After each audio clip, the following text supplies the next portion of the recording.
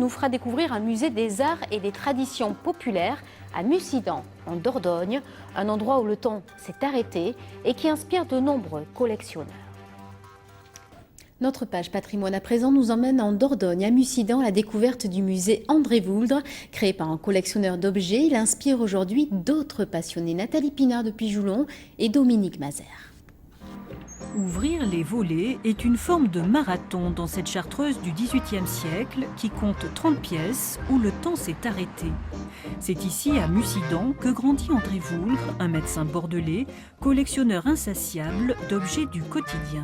On est effectivement dans la cuisine, telle que lui l'a connue, en fait, telle qu'il nous l'a laissée, puisque le docteur Vouldre, en fait, a, pendant une cinquantaine d'années, fait en sorte de sauver pratiquement tous les objets qu'on voit dans la chartreuse, au fur et à mesure qu'ils tombaient en désuétude, que les gens s'en débarrassaient du fait de l'évolution des techniques. On peut imaginer qu'il avait récolté pratiquement 3000 objets.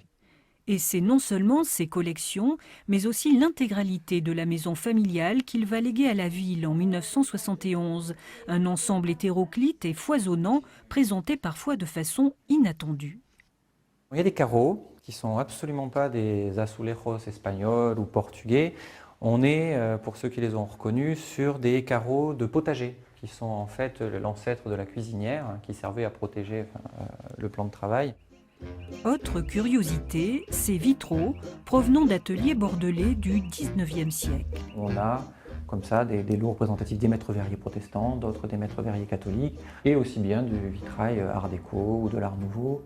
On a toute la palette de la production bordelaise finalement représentée dans cette chartreuse en Périgord. Un musée qui est une véritable mine pour les passionnés actuels d'objets anciens.